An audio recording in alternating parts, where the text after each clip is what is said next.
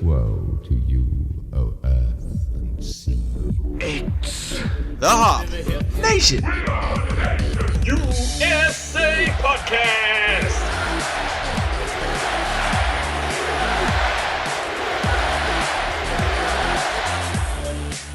Welcome to episode 180 of the Hop Nation USA Podcast. And we're here on Zoom, and that means we have guests. It's but first, true. Well, shut up. I'm trying to introduce you, and you're interrupting. As you've already heard, the old interrupting cow, Adam, my co-host. Of course, I'm here to interrupt as I deem necessary, and apparently Yes. I decided to do that within the first 4 seconds of the show. Yes, he's so excited for this episode. He couldn't wait to jump all over me. It's been an entire week, Steve. Oh, I'm sorry. I have to talk to somebody. Has it been a good week? It's been a not bad week. Fair enough. Mine's been okay, too. Good. I've Glad been to hear busy. that. I've been That's busy. good. We can have small chit-chat later. We got other stuff to cover. Well, that's our little small chit-chat. Now we go on to the guests that we have on our Zoom meeting. We have the Hops and Box Office Flops podcast joining us this week. Hey, everybody. They like beer and they also like movies, but particularly they tend to review bad movies and talk about them. So tonight we have, if you're looking at the Zoom meeting going clockwise, we have TW, Chumpzilla, and Captain Cash. Hey, everybody. Howdy, folks. Welcome to the show. Happy to have you. Yeah. Thrilled to be here. Excited to talk beer because most of the time with our pod, it tends to skew more movie than beer. So we're happy to kind of flip it around. Yes. So it's funny. We are the exact opposite, Nice. where we talk beer a lot, but then Steve will wedge in a bunch of movie stuff that I don't fully understand. Yep. That's just a little preview for segment 3. Adam, you were wondering what we're going to do tonight, I was. and it's a movie quiz. Is it going to be as bad as the Halloween one? It's probably worse Hell. because I knew that the guests we were having on tonight actually have a little clout behind them. You know, they know movies, so I had to make it extra hard for them. Is one of the answers Beer Fest? No. Damn. All right. Well, that was like 50% of my guessing. Let's see what happens. But whoever thinks, we'll get into it later, but, you know, I'm going to split you guys into teams as well. Oh, Yeah. all right. We have all right. 4 people, and just the way it's set up, I can do this as a team event. So I like it. Adam will be the albatross around somebody's neck tonight. Gee, thanks, Steve. What? You're the one who knows he's bad at movies. It's true, I am. Do Sorry, we get a handicap if one of us gets at him? Like, do we get like one No. question? Oh, damn. Nope. All right. Well, No, but worth asking. keep working Hey. them on that. I got broad shoulders. I can carry the team here. See? There you go. Sounds like it sounds like Chumpzilla has already volunteered himself to take it. I like it. I like it. We can make that happen. All right, but that's segment 3. For now, we're in segment 1, and we have to start with the beers that everybody's drinking tonight. So again, let's just go around the horn. Let's start with TW. What are you drinking tonight?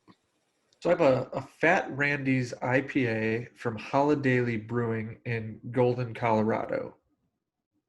It is actually gluten-free because I drink a lot of gluten-free beer when I'm not the host of whatever episode of the show we're doing, because I am generally gluten-free. But I do try and get most of the other beers. It just depends how regional they are because we're all in different areas of the country. So Fat Randy's. What are they made out of? Golden, Colorado. Oh, yeah. They also do a favorite blonde, which I've also had, which is also pretty good. Nice. Right on. So it's the home of the Coors as well, that Golden, Colorado. If and when I become a multimillionaire, I'm going to have a house in Golden, Colorado. It's a nice place. Just right there to tap the Rockies. I get it. Yeah. Yeah, absolutely. It's gorgeous there. Chumpzilla, what are you drinking? Well, I'm the pod's resident degenerate, so I went with Miller High Life, Yeah, it's the a degen champagne beer. of beers. Yep. It's a degen beer. Because our good buddy in college, his dad used to say, "You're never drinking alone when you're drinking with the lady on the moon." And those are words to live by, folks. Cheers. It's kind of an amazing thing. It doesn't matter which pod he's on. Chumpzilla is the degenerate of the pod. Yeah. Kind of true. Steve, I'm just going to stop you before you say anything else. Let's not have a degen off. Well, tonight I'm not drinking Steel Reserve because it's our podcast. I try to, Yes. Keep it civil. Yeah. That was my Steel fault. Reserve. Yeah. That was my fault. Well, look, if you've seen Postal, it makes a lot of sense. If you got to watch that movie, then it all becomes clear. But anyway. Look, if we wind up on their podcast at some point, Adam, then I will be drinking, Steel Reserve and Four Loko and falling into my degen ways. So, Nice. All right, Well, I'm good with that. I could get out some old German. right. I can You can drink. you can go get some Jenny Cream or some Yeah. Ooh, yeah. American. Let's not go that far. Listen, one pod we definitely did King Cobra. So, Yeah. Oh, Yeah. I mean, as a 40 goes, it's pretty good. that's a bridge too far for me. It's no oldie, but it made sense within your episode of Stephen King. So That's a fair point. I got it. Dramatic, Captain for Cash, sure. what are you drinking? So I'm drinking Stone Brewing's Woot Stout, true to form because we're gigantic nerds, and the Thunderous Wizard and I, TW, actually got to drink this beer when they made it at Comic-Con in 2019. So it's 11% ABV, and it's a full-on stout. Nice. I mean, I don't know if you can see on the video, but it pours black. Yeah. Oh yes. Big fan of this beer. I mean, it's pretty limited. Like they do a run once a year, and that's kind of it. So whenever I find it, like there was I don't know if we're doing regionalisms, but Wexford Beer had it, and I bought all of them. Nice.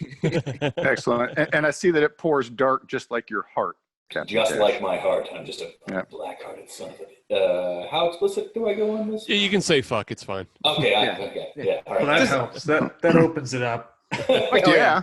Yeah, just don't lean into it or anything like Yeah. that. It's fine. Hey, don't abuse it. Don't abuse it. But yeah, no, I really like this beer a lot. It's dangerous as hell, though. Yes. And I that is- appreciate. Oh, go ahead, Steve. No, I was going to say that is one of my favorite stouts. Just for a fun little trivia fact, early in the days of the podcast, I wrote a review of Blade Runner 2049 while drinking that year's version of the Woot Stout. So it was 2018, 2017. Yeah, whatever. perfect pairing. That works out exactly. And Drew Curtis actually retweeted the blog. So Oh, cool. yeah, that's our one claim to fame that we ever had. Nice. That's several claims of fame more than we have. In fact, we have what's the opposite of that? Infamy, perhaps? Yeah, I think Well, the only brush with fame our Twitter account has ever had is John Wesley Shipp, the original Flash, liked my tweet about the original Flash suit. Hell yeah. Nice. What do you hey, guys think? All right, go ahead. What were you going to say? I was just going to say, we've had a couple of breweries I can't even talk. Yeah. Retweet our stuff. I thought that was pretty cool. Yeah, Oh, and breweries love when you talk about them. Oh yeah. And- yeah, and when we did the Big Lebowski pod, I actually have a replica Westerly sweater, which is the Pendleton sweater the dude wears. So I wore that for the pod, and I tagged them in a tweet, and they liked it. I thought that was Yeah, Very pretty nice. Nice. But I think hands down, and this is very appropriate because we just came off of our Stallone month and we did Over the Top. I think the members of the pod, as far as our individual brushes with fame go, by far the most impressive one is the Thunderous Wizard. He arm wrestled Dean Cain. I did. That was true. I was there. I saw it. There's photographic evidence of the Thunderous Wizard arm wrestling Dean Cain. Took It's his awesome. shirt off to do it and everything. Yeah, it's I did, impressive. There you go. Now our audience knows your clout. Yeah. So And Kevin Sorbo hates us. Now, he hates everybody. Who cares? So who cares? That's true. yeah, who gives a shit what Kevin Sorbo thinks? Yeah. Adam, what are you drinking? So I'm actually going a bit out of bounds of what I usually do, and I'm going international. Oh. I have a bottle of the Weinstefaner, the original premium. Neat.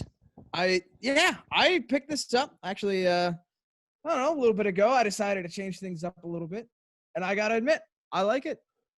Is it Bavarian?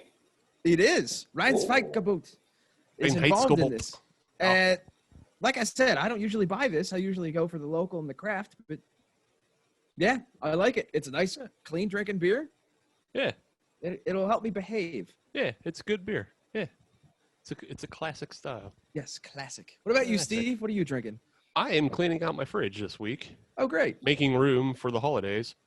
And this week I'm drinking a beer from Indiana. It's called the GFJ. And it's an India Pale Ale from the Sun King Brewery. I picked this up because I thought we were maybe going to do an Indiana State episode at some point. But then it just sat in the fridge because I wasn't able to get any more Indiana beers except for 3 Floyds. And, Is that like a guava? What is that on the can? I don't know. Yeah, it's like a guava hop. All right. Yeah. Okay. Yeah. But I don't, to be completely honest, I think it's actually might be a grapefruit, but to be completely honest, this beer has been sitting around a little too long for an IPA. I'm not going to say anything bad about the beer because it's not their fault. It is actually more drinkable than a lot of other IPAs that are fresh, but yeah, it's fine. It's nice and clean. I enjoy that part about it. What's the ABV? The ABV is not on the can. Hold on. A shame. Oh, did they pull a 450 North?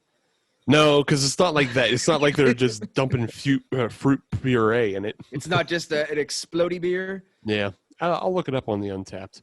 But wow. yeah, it's got nice tropical notes and everything to it. It's just not. The flavors are pretty muted, is what I'll say. It didn't go bad. I know earlier it sounded maybe I was making it sound like it went bad, but it didn't go bad. It just Things have just sort of mellowed. yeah, it's just a little too mellow. ABV is 7.4. That's respectable. So yeah, It's where you it's need still to go. clean drinking, and yeah, it's decent beer. But So I doesn't take stand by your, out. oh, sorry, Steve, but I take by your comments, you're not a big fan of IPAs. Oh no, I am a big fan of IPAs. It's just this one has been sitting around too long.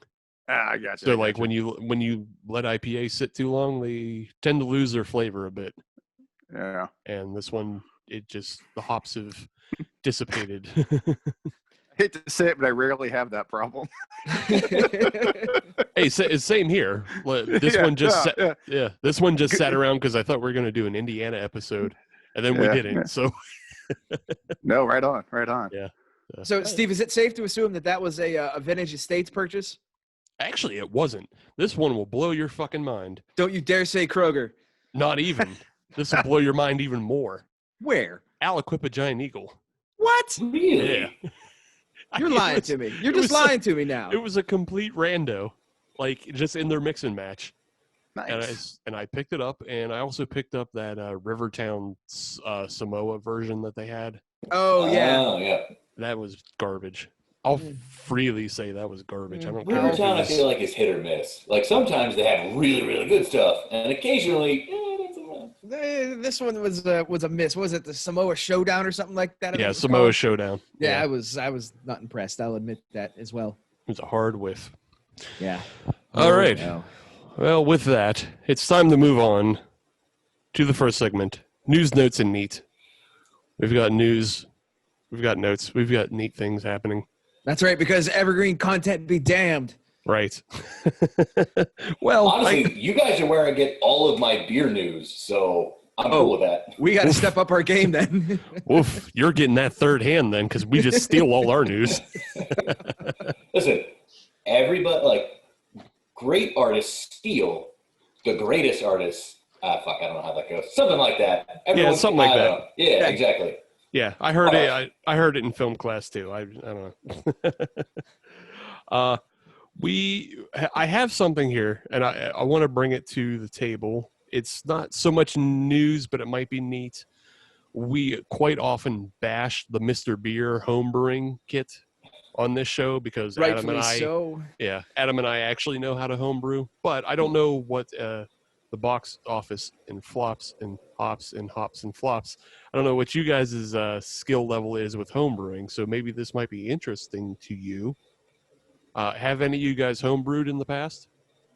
I've made some toilet wine, but that's about it. Okay, So this might be right up your alley because this is classy toilet wine. Possibly. Band name called it. Yeah, classy toilet wine. Classy toilet wine opens up for Vampire Weekend. Bitchin'.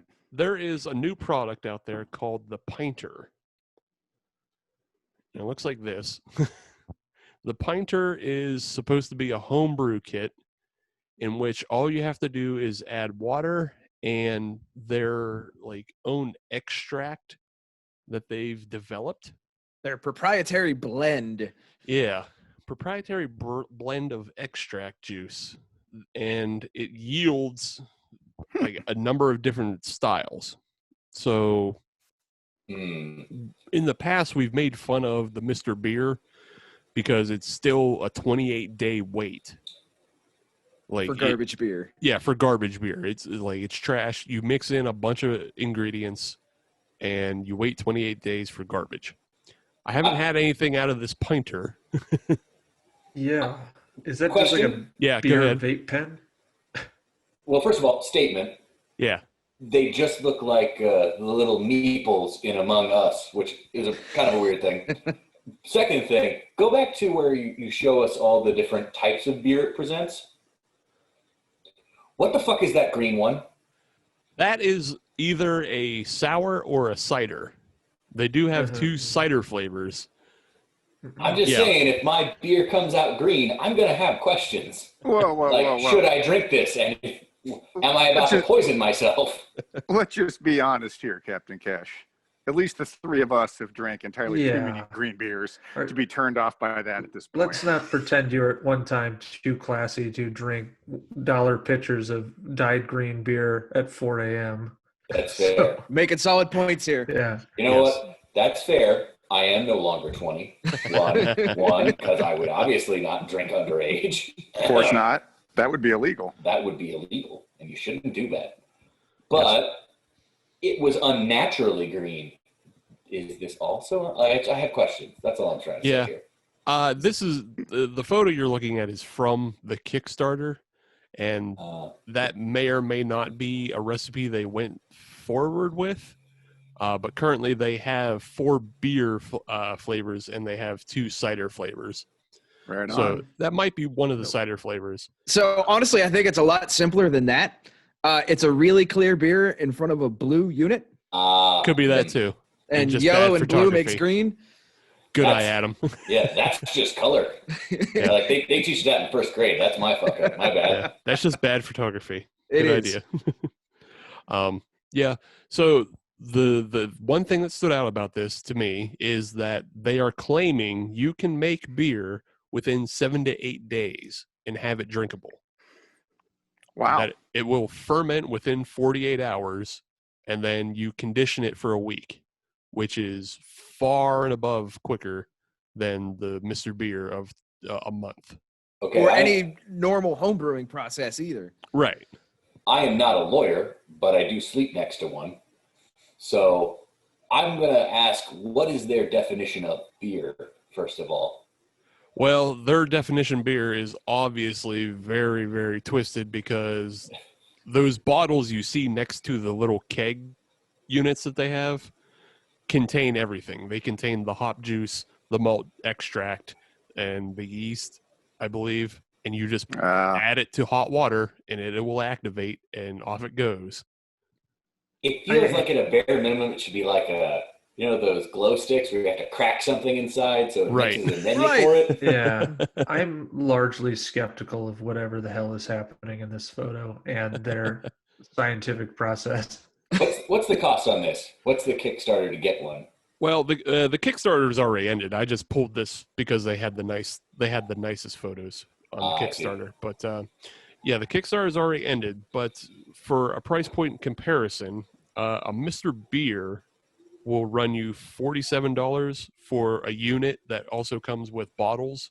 And then every recipe is in about the range of $30. So we're talking $80 at a minimum. Yeah, for a Mr. Beer. For this Pinter unit, it's 55 pounds, which also translates to 72 American dollars. instead of silly bucks. Okay. So here's my thing. British beer is a lot like having sex in a canoe, so I'm out. They also offer American pale ale style, apparently. Yeah, I don't know how much I would trust that, but each of those extract bottles is apparently only around $20. Huh. So it's somewhat cheaper than a Mr. Beer when you actually get into the process of making. So yeah, I'm just wondering if this interests anybody. It doesn't interest me, but It doesn't interest me either because it's in that weird part where it's not just going to the fridge and cracking a beer, but it's not far enough that you're actually making anything. yeah. So you're not gaining anything either way. All you're doing is just waiting for beer that you didn't make. Yeah, Waiting for mediocre point? beer. Right. Yeah, this is kind of like the easy bake oven for beer, and I understand it's faster than the other homebrew kits, but yeah, I think it defeats the whole purpose of doing homebrew. Homebrew is the whole process and doing it yourself, and copper tubing and buying stuff that most people think at the hardware store that you're going to build a bong with. But yeah, this But is you'll kind of also build a bong with it. But when you're done, yeah. But yeah, because when I lived in the Great White North, a couple of the guys I worked with used to make their own beer.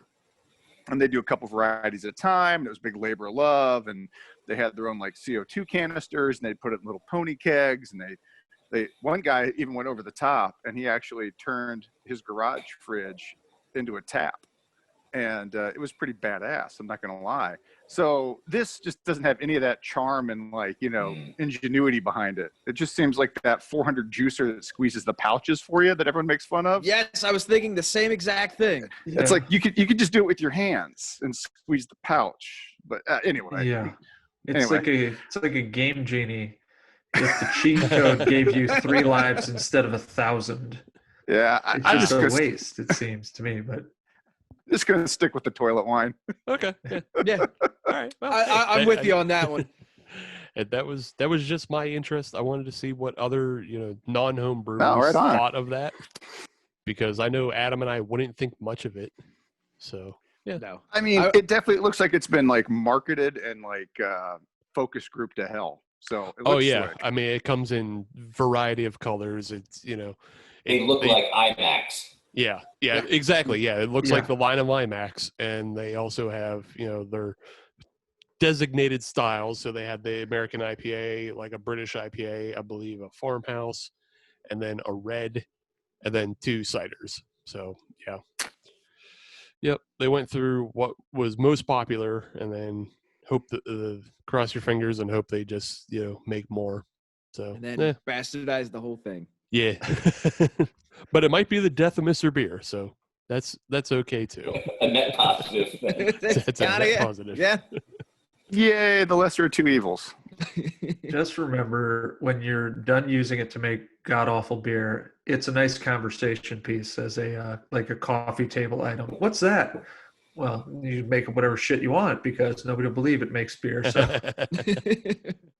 It's a nice dust collector. yeah. Paperweight.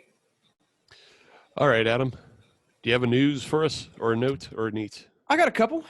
Okay. It's time to talk collabs. Yeah. It's time to talk collaborations. And the first one we're going to talk about is an all-American collaboration. The good people of Waffle House are going to start collaborating to make a beer. Okay. You don't sound excited, Steve. Well, I'm not excited because I've already heard the story. I know the story. Well, Well, here's my thought. The only time I've wound up in a Waffle House at some point in the last 20 years is when I was shithouse drunk. So, I mean, I appreciate that they're trying to, shorten that distance for me getting there. you made a very good point there. No one ever goes to Waffle House. You end up there. That's yes. And If now you're they're at going to Waffle House before 4 a.m., you've done something wrong. your car has broken down. It actually doesn't open till 3 a.m. It's open 3 a.m. to 6:30, and then it closes.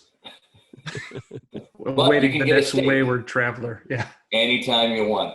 I don't know if TW's lying or not because I've never been in a Waffle House where the sun was up. So Just there to collect the people with no place else to go. yeah.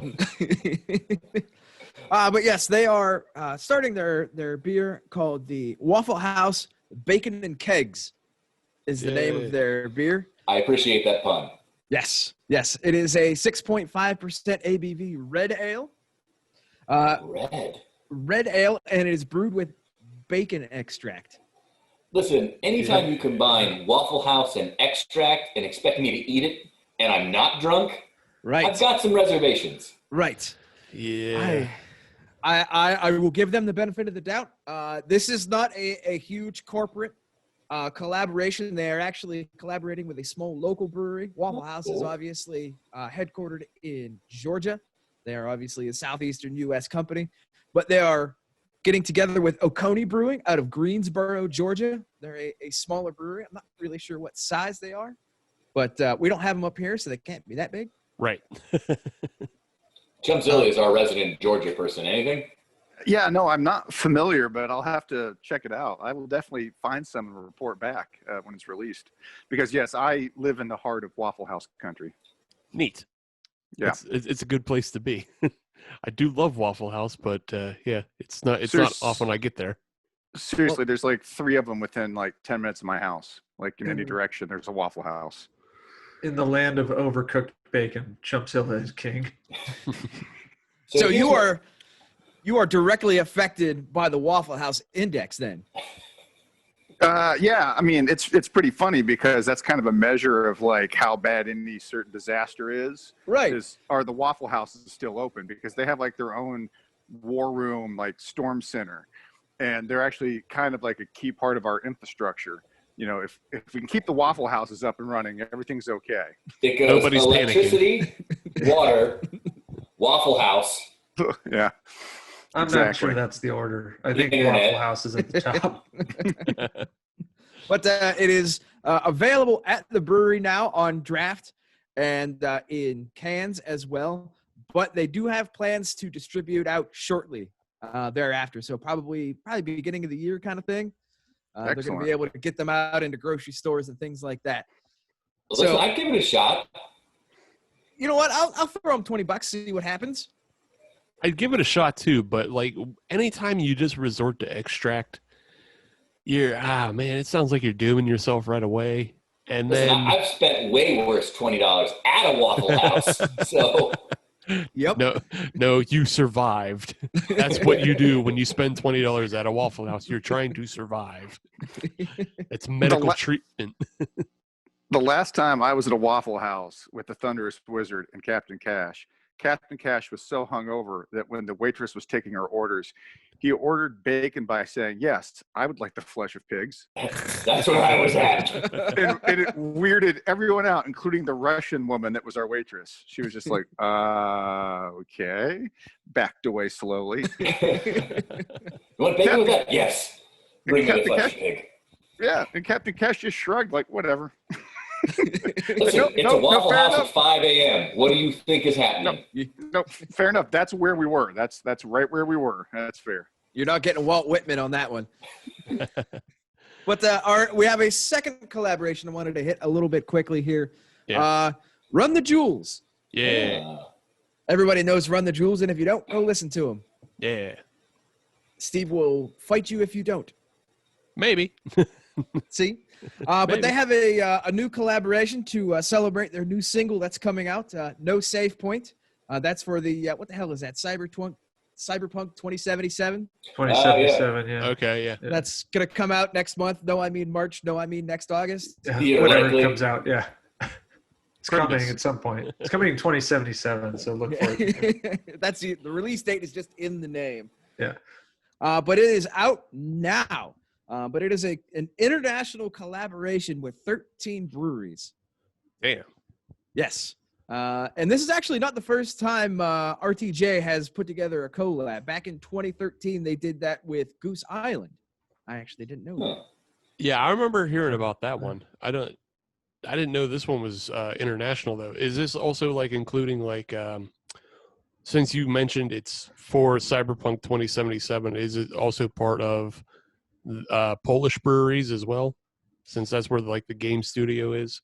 So it's American, Mexican, German, I believe Belgium, and there's one or two others that I can't quite remember off the top of my head. Polish and Czech. That makes sense. That makes Just sense. to say it.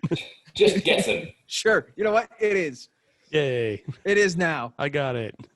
But there was only one brewery that I saw that I know of that has distribution here in the Pittsburgh area, and that's the only area that I care about because that's me. Pipeworks. Oh, It's part of the neat. collaboration. So I doubt we'll get it, but, it'd be nice. We could talk to House of Brews. Yeah. Talk to House of Brews or talk to Creekside. Talk to Creekside. We could butter them up a little bit. Yeah. Hey, Tyler, can we get some of Please this? and thank you. If they're really trying to market the game, I bet it'll come to most places because they expect the game to sell big Right. numbers. Yeah, if it really is also marketing the game, I don't know how strong that is. Like it might just be with Run the Jewels, but if it's also marketing the game, then yeah, I could imagine Pipeworks would put out enough. That's why they would have 13 breweries across international lines, so they can put it out everywhere. Chumpzilla will certainly get it. So Killer Mike. That's where it's from. So I will admit the beer selection down here in basically Metro Atlanta is where I'm at. It's pretty good. Like we've got a couple of really good beer stores that stock a ton of stuff, a lot of local stuff, and then a lot of other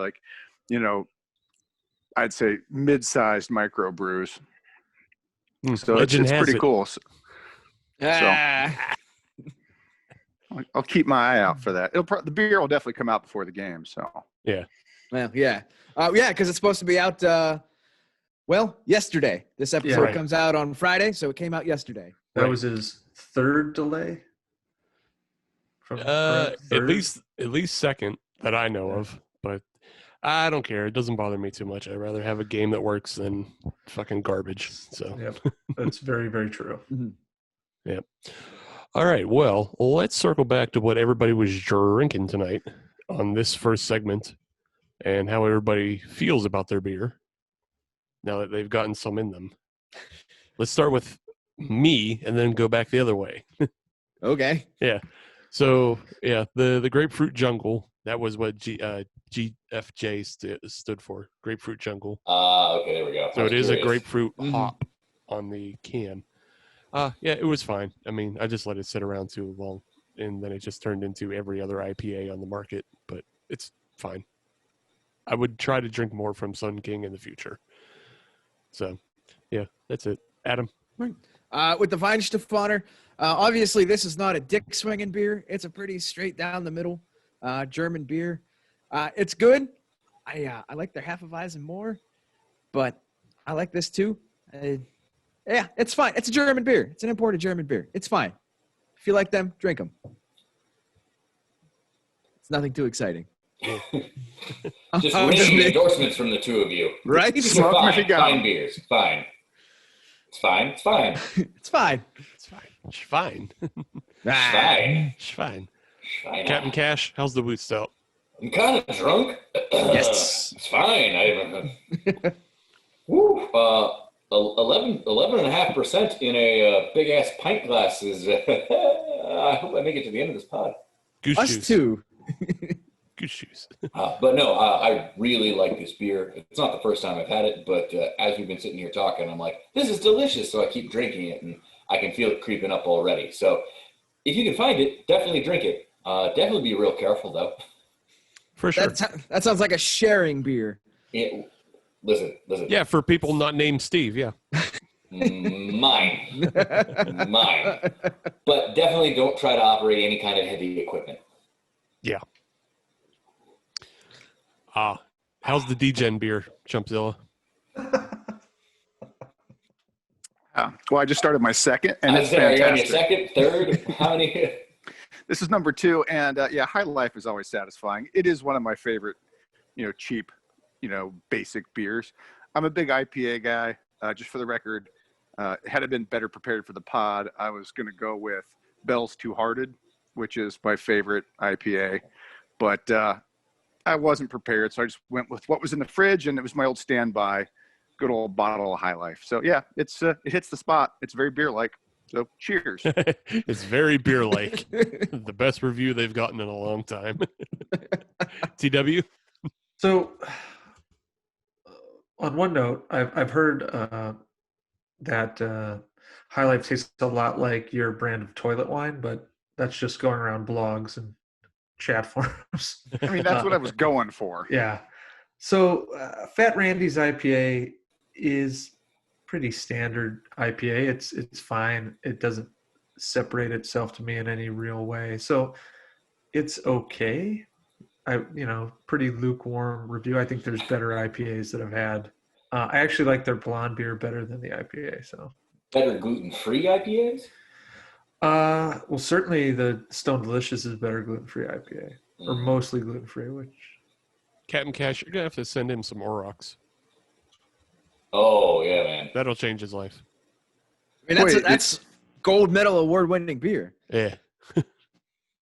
Did you say the Stone Delicious Thunderous Wizard? yeah, That's actually very good. I didn't realize that was gluten-free.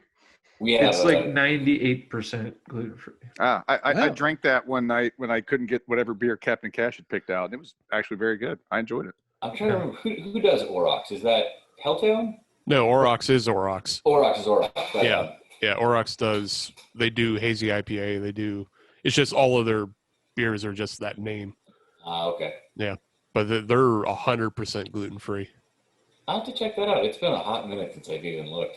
Yeah, check them out. They're pretty much distributed everywhere because they're the only gluten free game in town, really. I see. So yeah. All right, cool. Yeah, They're not a compromise either. That's the thing. Yeah, that's It's not what's good gluten-free beer. It's just good beer. I could give a shit about gluten free, but it's good beer. So Yeah. All right. With that in mind, we're going to take a quick break, and whoever wants to reload with another beer can, and we'll come I think back. that'll kill me. Well, Let's do it. You do as you please. We'll come back with segment 2, and we'll get a little bit more in depth about the Hops and Box Office Flops podcast. So, see you then. Welcome back to episode 180 of the Hop Nation USA podcast, and we are still joined by the Hops and Box Office Flops podcast. It's hard to like Adam, when we did the Fueled by Hops with Ryan, it's Fueled by Hops Nation USA, but I haven't figured out the portmanteau of our two shows yet. So Hops and Flops Nation? That's what I was going for. Yeah. Hops and Flops Nation USA. Yeah, I'll buy that. Okay. All right. Take it. All right. We're simple people. It'll work. But yes, we are still joined by TW, Captain Cash, and Chumpzilla from the podcast. And we're going to talk a little bit about their podcast in this segment, as well as movies in general. Finally, I get to talk about movies with people who know movies. I feel like you might be making some assumptions. Yes. No, we only like bad movies. And I think you are making assumptions about how little Adam knows. Yeah, Steve, just so you know, this is your early birthday present. I can talk about The Natural and Ford vs. Ferrari and Mad Max Fury Road. And that's all I can talk with him. Man, The Natural was a terrible movie. I'm sorry. You watch it all the time. I have nothing better to do. I mean, to be fair, though, Mad Max is a really, really good movie. Yeah, Mad Max is an awesome movie. Really cool. Yes. But let's not talk about that right now. Yes, let's talk about the beers we're drinking in this segment. We do the opposite of that on the show, talking about good movies, and we don't do that at all. So if anybody has a new beer that they would like to start off with, we can start that way. Yeah. Let me take the gloves off. I'm drinking, I know you guys have had them on before, Collective Arts Brewing. Yes. I am drinking their Origin of Darkness. Stout. It is also a stout. It is 11.5%. Holy Hannah. And it is wildly expensive. Like 4 of them were $30. Jesus. Listen, I'm not saying I made good decisions. I'm just saying I have very little control of my life right now because we're living through a pandemic. And this is a way I could control it. But damn it, I like the commitment. Oh, that is cinnamony. If I ever And need again- a DH for drinking, I'll call Captain Cash. Yeah, no kidding. He scoffs at anything under 7.5. Listen, I want to drink to enjoy the drink. I just don't want to have to drink a lot. So the quicker I can get there. Yeah. This wow. So the note on this is that it's a whiskey barrel aged imperial stout with marshmallows, cocoa, and cinnamon.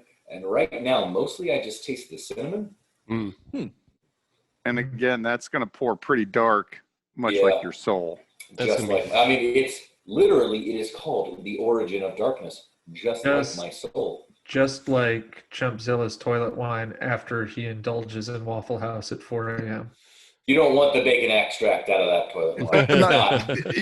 You got to be careful with that. You don't want to cross up the post Waffle House toilet activities with the toilet wine. Those need to stay separate. Ugh. That's not a collab. I don't want either one of those. That's not a collabo you want. No. All I'm hearing is contaminated batch. Yeah. I mean, I'll tell you, I think it's good, but for the price of, kind of your standard can, I think I'd rather go with like a Dragon's Milk or something similar where it's like $16 for a similar amount of stuff and a similar ABV. But it's also supporting local artists and stuff like that. So at the same time, I'm kind of cool with it. It's not at all bad. Yeah. Well, and I'll just say, not have had tried the Dragon's Milk before our pod that you had it for, Captain Cash.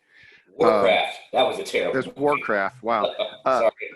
Yeah, it's okay. The beer made it somewhat decent to talk about because that was really good. It was very smooth and drinkable, but it's dangerous at 11%, I think, Something as like well. that, yeah. Yeah. So that stuff sneaks up on you. Those creamy, smooth stouts with the high ABVs, excuse me, those can be dangerous. That's for where I real. live. Yeah.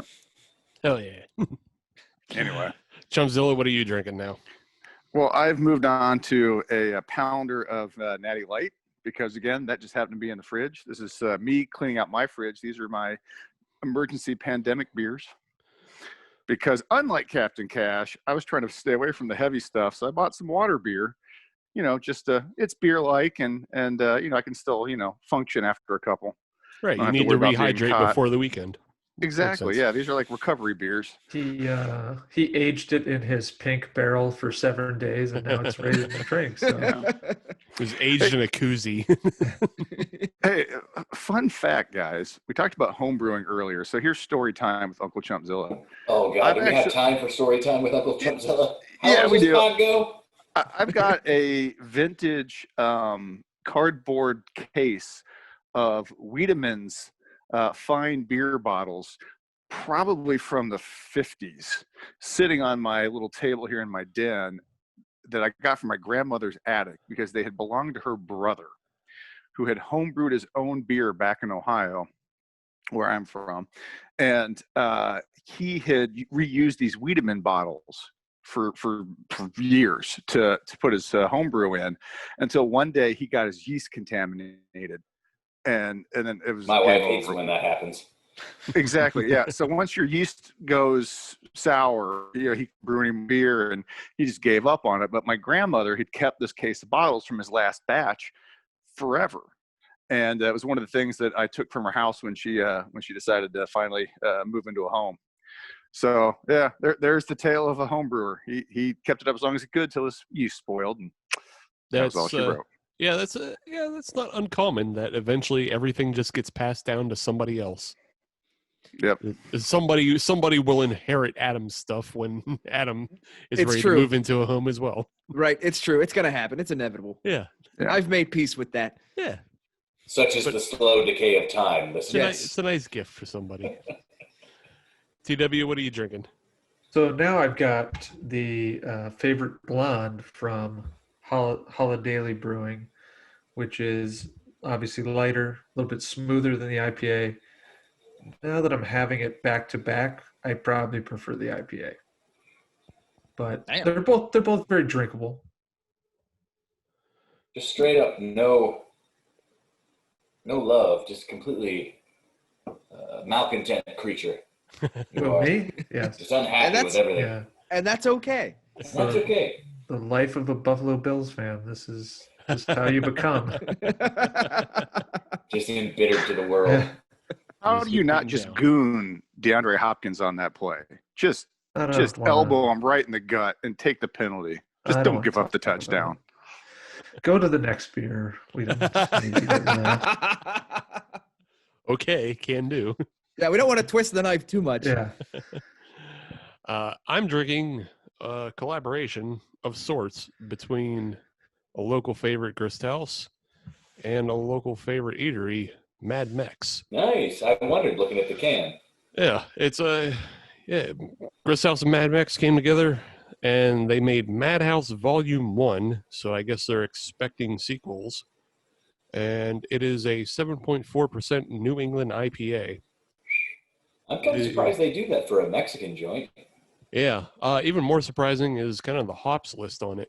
It is brewed with Southern Star, Southern Passion, Racal, and Motier. I'm going to guess is how that is pronounced. Huh.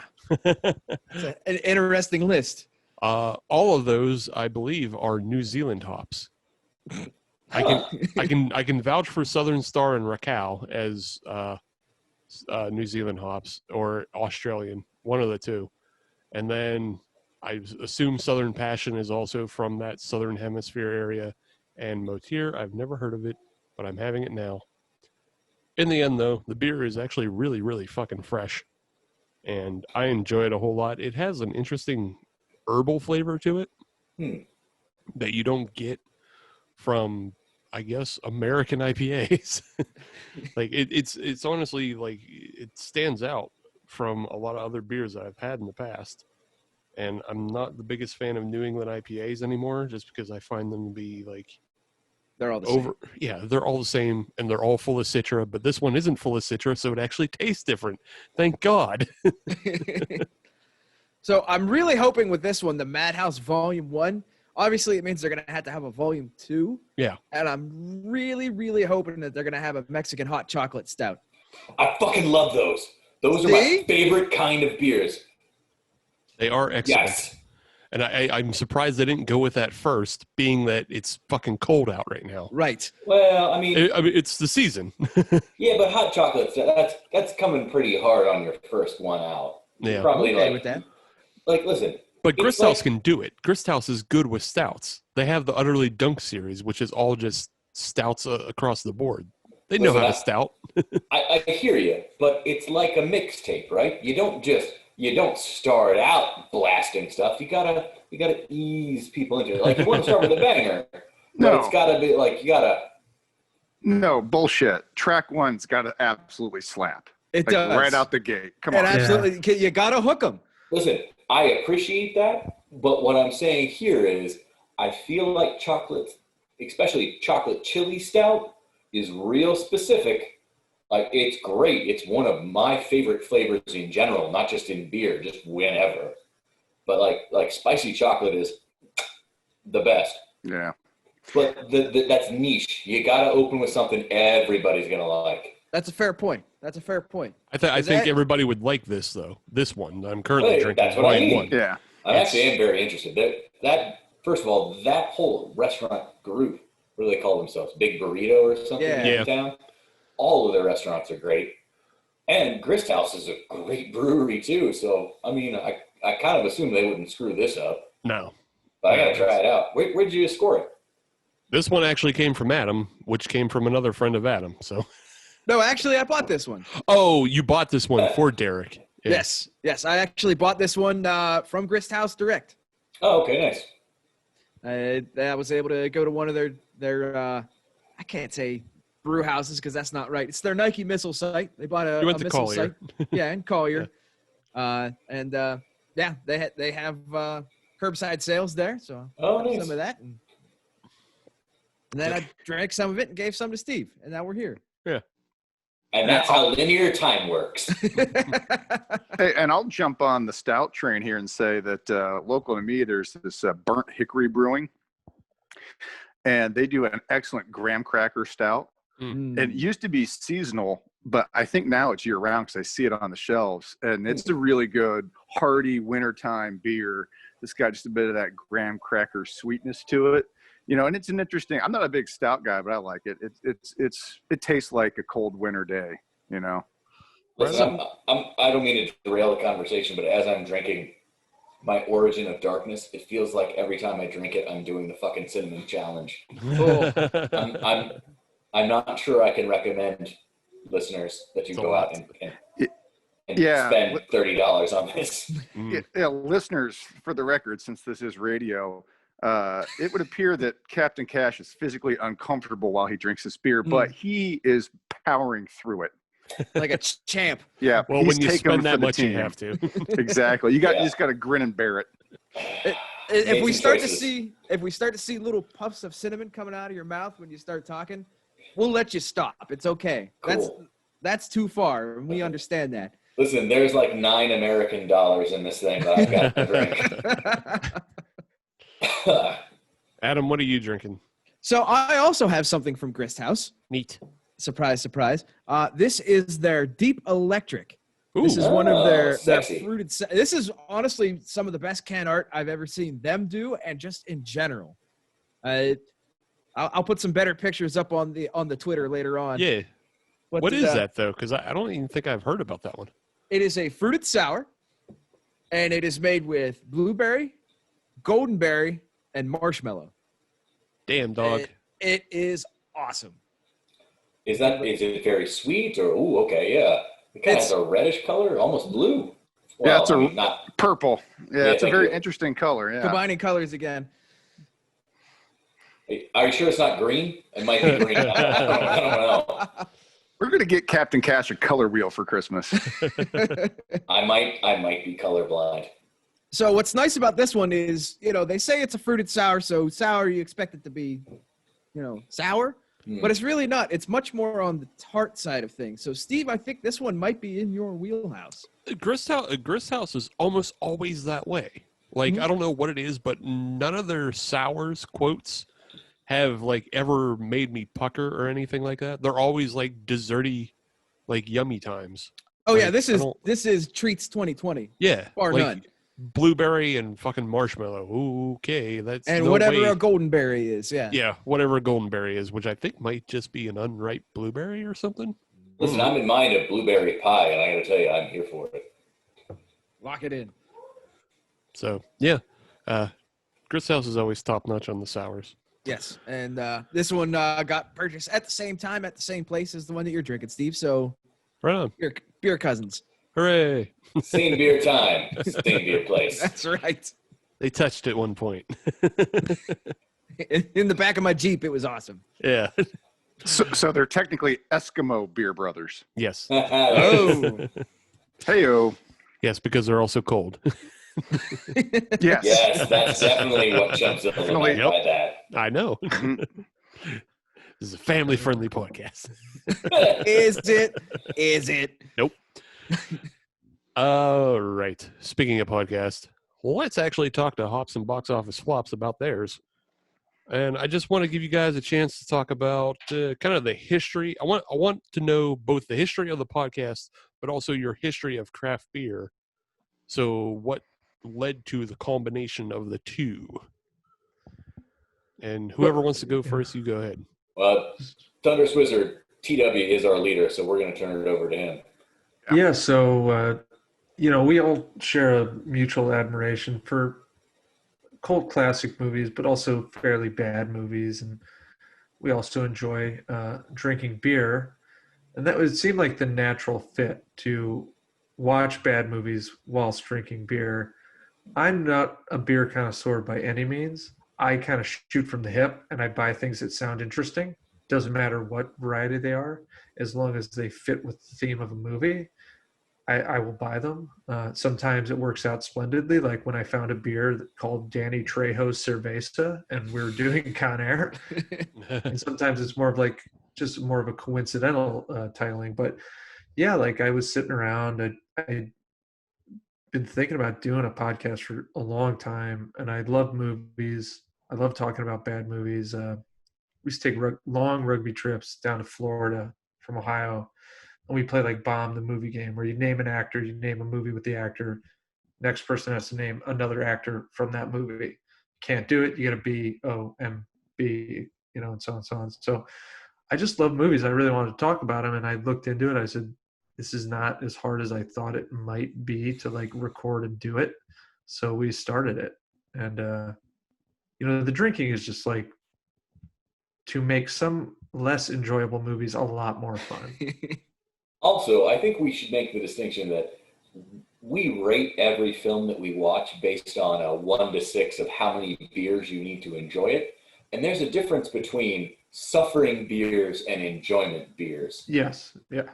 And the best example I can give for that is stuff that we've done somewhat recently, which suffering beers is Cat's 2019. No, that's enjoyment beers.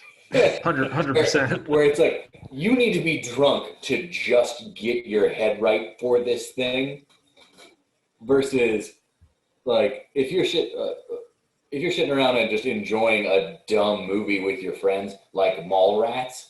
That's the other one where you can easily drink 6 beers and just have a great time doing it. Yes. Yeah. Infinitely quotable type movies versus like, holy shit, this is literally happening right now, and I'm stuck watching this for the extent of the running time. At least 90 minutes. Yeah. At least 90 minutes. I'm trapped. Yeah, I think this is where I will say that I still have not completely forgiven Captain Cash for making me go to a screening of Cat's 2019. We saw it in theaters, motherfucker. We saw it. It was insane. Wait a minute. You paid money? I paid American dollars. Oh, And- I bought it. I love it. And did you see it pre-visual effects fix? We're not sure. Okay. No, I did think- not get the fix. No, I think we technically saw the fixed version because it was kind of later in the run. Captain Cash and I literally watched it with one other 60-year-old woman, that poor woman. I apologized to her because about 30 minutes into it, we were already surly and we were yelling at the screen. Yeah, it didn't take long. It didn't take long, and because it was absolutely nuts. I'm just glad we were in a theater that served beer. No, we were absolutely in a theater that served beer. We just had to get up and go get it. But no, I'm just saying I'm glad we were. I'm glad we were because I wouldn't have made it through otherwise. Yeah, that poor woman. I feel so bad for her. We should have bought her I think, several rounds. We owed her a beer. We should have done that. Yeah, but I think my favorite combo of movie and beer was definitely when we did Vampire's Kiss, and I believe the beer was Bat Squatch from Rogue, because that can art was awesome. The beer was good, and unlike Cats, Vampire's Kiss is just one of the weirdest damn movies I have ever seen. I'm glad that I watched it for the pod because it was an experience. So sometimes, it's hit or miss. Some of the movies are really not great. Some of them are cult classics, and some are just so damn weird. It's like, wow, I can't believe this thing exists. That's the wheelhouse, I think, for us is, I can't believe that this is a thing. Am I drunk in seeing this, or am I actually seeing this? I better get another beer. That's really like Chopping Mall is a great example of that. You can't believe, this is the future. Like, the don't- killbots will exist in not too long a time. Yeah, but shopping malls won't. And you can be damn sure that I'm going to break into a shopping mall to see if I can fight one to the death. So we went through this on the pod. If we were going to reboot Chopping Mall, it'd be an Amazon warehouse. But anyway. Yeah. At this point, I think it's only the Century 3 Mall that would house a haunted death robot. But I don't know how you couldn't expect that to come out of the 80s, because shopping malls were the wave of the future. That's what was meant to be the new wave, because nobody had the foresight of, just order it from a computer. Here's my thing. Mortal Kombat needs a DLC of one of the shopping mall robots. That's the new move. Oh, that's probably next game. Well, they did RoboCop, so how far off can we be? They did RoboCop, they did Rambo, they did Terminator, they did Predator, shopping mall robot. Listen, Ed Boon, if you're listening, shopping mall robot. I don't know where to go from here. I'll be honest. No, listen, that's par for the course whenever we're involved with any kind of pod. It devolves into drunken chaos. Excellent. I would say the next step for you, Adam, is I believe go on Amazon Prime, and Chopping Mall is up there for free. Oh, all right. If it's on the Amazon Prime, I got Yeah, nothing else to I believe it's on Prime, so you can just enjoy it there. It's on YouTube. Oh, You shit. do that All right. And if you think it looks a little grainy, it's not the transfer. Oh, that's just the way it is? Yeah, it's just shit. I think it was made for, I don't know, $50,000 or $1 million. What was it? Nice. $1 million bucks I don't remember. all in with everything. And I do remember it was a 6-beer movie, and it's one of those 6 beers like you can't even believe that this is a thing that's happening. Definitely watch it. All right. So I guess that brings me to the next question of how are you able to determine what is a flop versus something that's an underground classic or something that just didn't take? How do you determine what is what? Well, our criteria is not super strict, but typically we look at its critical reception and its box office returns, right? So if it was panned by the critics and nobody liked the movie, that would give it, the credentials to be on the pod. Or if it failed to basically triple its budget, because that's kind of the rule of thumb. Hollywood accounting is a little weird, but you can assume that the studios are only getting about half of the box office totals. So if it doubles its budget, the studio is basically breaking even. And if there's any marketing behind the movie, which can sometimes be like upwards of 50% of the budget, which is kind of like hidden, that's not included in the movie's budget, but the studio will throw money at it to market it after the fact. Looking at you, cats. Yeah, look at you, Wild West. So basically, if it's a mid-sized, big time Hollywood movie, it's got triple its budget to make any profit for the producers. So that's yeah. Yeah. It depends on eras too. Like the 80s and 90s are a lot different than now because like the Chinese box office wasn't a thing then. So like Wild Wild West making 200 million when it cost 150 million, and it would have made a lot more now, but it didn't come out now. Like, because audiences will see shit. I mean, how many Transformers movies did we get? Too many. Because, yeah. Listen, Bumblebee was good. I stand by that. The first 15 minutes of Bumblebee was good. The first 15 minutes of Bumblebee were the best Transformers Transmorphers we've got since 1986. Yeah. I stand by our comment from the Stephen King pods. I think Maximum Overdrive is still the best Transformers movie we've seen. That's true. It's also probably the third best Spider-Man film. See? The only real Green Goblin we ever got. Comic authentic. So I guess is there any credence that comes to I'll say underground or cult classics? Like, because to me the one that always pops into my mind is Boondock Saints. It was never a success in the box office, but everybody I knew through college had watched it or owned it. Yeah. So the story behind that movie, I don't know if you know this, but basically it was all set for a big release, but they pulled the plug at the last minute because of the Columbine shootings. I did not know that. So that's what happened. I don't even know if it got released at all, but certainly did not get a wide release. It was basically direct to video. So that's what tanked that movie. The studio backed out the last minute. Which, given, like, sometimes you got to read the room and go, you know what? Let's just send this out to Blockbuster. But, right. Yeah. But to your point, that was definitely a big time movie when we were in college. And I think The Thunderous Wizard kind of glossed over this. But at one point in time when we were in school, we all lived together. And The Thunderous Wizard had an extensive DVD collection. This is the pre-Blu-ray days, guys. It was straight DVD. And he had tons of movies. And I was a movie guy. I liked movies, but not on the level of The Thunderous Wizard. And I got exposed to so much stuff because we just sit around, whether it's on rugby road trips or to Florida or just sitting in the house. We just watch all these crazy movies that he had. And he'd be buying stuff off eBay. And, this is the early days of the internet. He was getting like bootlegs and whatnot. And it was a trip, So I think it's funny that Chumpzilla was exposed to lots of other things because usually when he's around, he's the one doing the exposing. The correcting. Yeah, but yeah, I saw a lot of movies because of the extensive library the Thunderous Wizard had. So I really appreciate that, and that's why I'm glad he invited me to come on the pod, because there's a lot of the stuff that is basically shared because we watched it together. I still am never going to get the 2 hours of my life back from House of a Thousand Corpses. Well, that was a gift that keeps on giving. But to really answer, like a movie like Boondock Saints, because of circumstance, I mean, you could do it because it made no money, and we do cult classics. We did The Thing, which The Thing tanked. Everybody hated The Thing, and of course, it's like one of the greatest horror movies ever. So we don't preclude a movie if it's a cult classic. Like for our 100th episode, which is down the line, but it's coming up. Like I want to talk about Big Trouble because I think Big Trouble is the most eclectic, batshit, weird, and awesome movie that was ever made, and nobody saw it when it came out.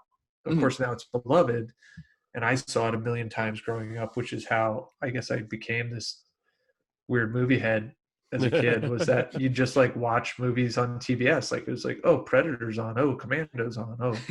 John Carpenter is a fucking gateway drug. Yeah, literally. Yes. So you just kind of fall into that. And I mean, that's a big part of the podcast too, is just nostalgia. Like I love thinking about those times as a kid, like experiencing these movies for the first time, and like there's nothing better. Like some of them don't hold up, which is unfortunate, but you still have that memory of when you thought they were cool. And some of that I think kind of creates its own charm as well, when looking back and seeing how bad the movies were.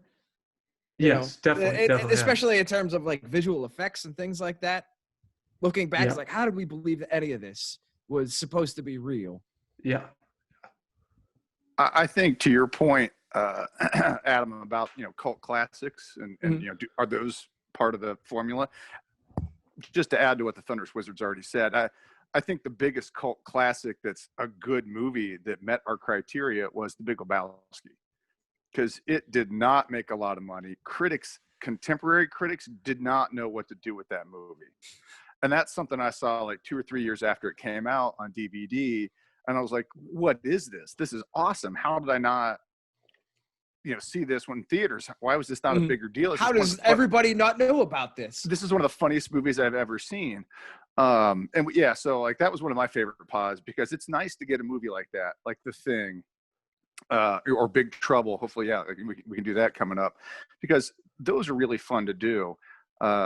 When the movie's got that nostalgia factor, that helps too, to get a little bit excited about it, because it's tough to get through a movie that just stinks like Cats, or wait, you gotta stinks stop or dunking stinks on like Cats, or Cats the is Ghost, awesome. Or probably my least favorite podcast was The Ghost in the Darkness. That was probably the toughest one for me. Well, not the podcast, but the movie. That was probably one of the toughest ones to get through for me. What is wrong? I remember that movie being boring. Lions. I remember that movie being bad. It's so boring and so dumb. Anyway, sorry. All right. Well, we're wrapping up here. I just want to send it around to you guys real quick, and I just want you to give me your favorite movie and beer pairing that you've done so far. Okay, I'm going to jump right back onto The Ghost in the Darkness, which is a movie about lions that kill people, and we drank Stone Brewing's Fear Movie Lion. That's perfect. That's absolutely perfect. And true story, I thought you were making that up until I saw the cans of that beer at the beer store, and it literally says Fear Movie Lion. And I'm like, you got to be kidding me. I thought that was a joke because it's FML. I thought it was something else, but no, it literally is Fear Movie Lion. Goddamn right. That was perfect. So yeah, there you go. Good one. I guess I'm talking, so I'll just go next. And I mentioned it before. I stand by it. It was definitely, Nick Cage and Vampire's Kiss, and we did Bat Squatch from Rogue. That was perfect. Nice. Chef's kiss. Mwah. I'm going to cheat because we're going to record this in 2 days, but we're doing Axeman from Surly Brewing Company with Bullet to the Head, which is a maligned and underappreciated Stallone classic from 2012. We'll also be drinking Bullet Bourbon because his character, Jimmy Bobo in the movie, only drinks Bullet Bourbon. But the Axeman, which I wish I had saved for tonight as well, is really friggin' good. I like that beer a lot, so I'm excited about that pairing. And there's an axe fight in that movie, and anytime you have a movie where grown men fight with axes, I'm sold. Sick. Here for it. And shout out to Surly Brewing out of Minneapolis, Minnesota. I'd also like to say, Or St. Paul, Twin Cities. yeah, I Cheers. think we need to redo the Lebowski pod with the "It Really Ties the Room Together" beer, which we didn't do. We just drank White Russians, which was a mistake. So many White Russians. Cape May Brewing. You could also get the left-hand White Russian Nitro. Yes. Yes. That's Yep. We've had that beer on this show before. Mhm. That's a really fucking good beer. It is. And I mean, that's deliberately Big Lebowski thing too. I think. Yeah. So is "It Ties the Room Together" is another left-hand beer as well. Yeah. Go back, redo it. We got it. Let us know. We'll just watch the Big Lebowski once. Listen, if we do it again, you guys are definitely coming on. Dude, is dig it. episode 150. I do want to say, though, we really do appreciate you guys inviting us on because you guys actually know a lot about beer, and we sort of do, but we really just drink it like shameless lushes. We're more the consumer side of the beer scene. We're the taste testers. We don't actually fill out the review score. That's We fine. just say thank you and leave. We're really only kind of a step above you guys anyway, because all the knowledge that we have is just from home brewing knowledge, and that's about it. And just general exposure. Yeah. Yeah. No, right on. Hey, one of the things we did change in our format is we now also rate the beer. We give it how many bad movies would we sit through if we were given an unlimited supply of this beer. So that was a change because some of the feedback we got from some of our co-hosts and guest hosts The or whatever. listener. The listener, yeah. My mom was like, you guys should talk about the beer more. So now we do. So, we'll say, yeah, I'd sit through 2 movies if I could drink this beer. So we try to be a little more beer centric because, Nice. hops is in the name. So we should probably talk about the beer, right? Yeah. Completely Well, agree. Speaking of beer, if we can quickly go around the horn and see what everybody thinks about the beer that they drank for this segment. Talk about your beer in one sentence. Yes. Which Okay. it's funny you do that because we definitely, when we talk about the movies, we do one sentence description of the movie. Oh no, I totally stole that from your Oh, okay. podcast. Yeah, a complete ripoff. Sometimes we do research. Oh no, now I'm scared. One sentence, Yeah. One sentence. which we almost never adhere to, especially Chumpzilla. I use some creative punctuation. Yeah. Thank you. You're running out of your time for your one Yeah, sentence. this is not one sentence. All right, I'll go first. Natty Light. It's beer. Perfect. Reluctant beer. I feel like there's a question mark on the clever punctuation there. It's beer? It's beer. I hope. Favorite blonde. Light. Mostly enjoyable. Definitely drinkable. Try it. Right on. All right. So, Origin of Darkness, I have to reference the can art where this woman is very clearly blushing. I thought in a sexy way, but now I realize it's just because there's too much goddamn cinnamon and she's choking to death. Too much goddamn cinnamon. Next. Adam. I guess that's me. This is a fine ass beer. I really like the can art. If you can find it, get it, and then give it to me. Right on. Madhouse by Grist House. It's a new profile that I haven't gotten from hops before. It's excellent. We'll see you in segment 3. It's time for the quiz. Boy, oh boy, am I excited. Oh, hell Oh, yeah. Yeah. I'm actually somewhat concerned we're going to do terrible. Welcome back to episode 180 of the Hop Nation USA podcast, and we're still joined by the Hops and Box Office Flops podcast. Hey, It's segment 3, and we're going to talk our beers first, and then it's time to get into the movie quiz that I've devised. Ha ha, hooray. Yes, but I have one thing to say, Steve. Yeah. It is not episode 180. Yeah. It is episode 180. Ah, fuck, darts. It's been all weekend. Damn it. Can't believe I missed on that. I am so surprised you missed that. I wasn't thinking about it. Oh, I had that on my mind all week, and I was waiting for it. Damn. Well, I might throw one in later. Okay. All right.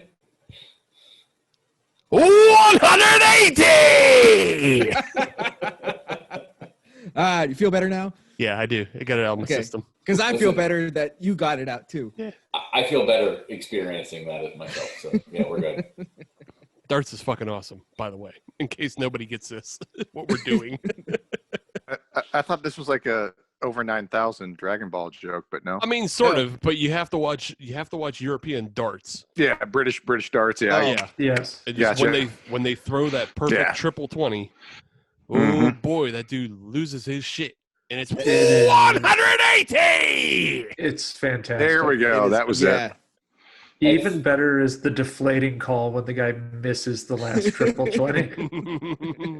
You can just feel the air just sort of release out of the Yeah. room. Like, Oh yeah, because it's a beer hall and everybody just goes, shit. Well, drink anyways. Yeah. 120. Or, I mean, I guess. Yeah. Yeah.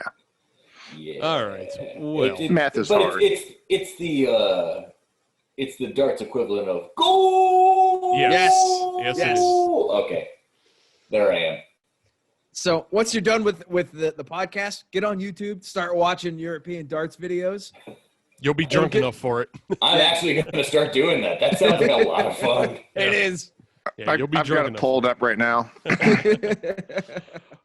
While we wait, though, Adam, why don't Yeah. you start? I don't think you've started this podcast, so why don't you start this? No, round? I haven't. I've got another local beer, and I've been inspired to kind of goose it up a little bit. So I got one that's a little higher octane. This one checks in at 9.2%, so we're getting somewhere. Yeah. This is from the beautiful people of Hitchhiker Brewing Company. Huh. This is their Jelly Debate. Ooh. Yes. This is their Imperial Stout, which is brewed with peanut butter and raspberry jelly. Oh, that was a stout. That is a stout, 9.2%er. Respect. Like, Hitchhiker doesn't do bad work. Mm-mm. I don't think I've had a single of their beers where I was like, it's fine.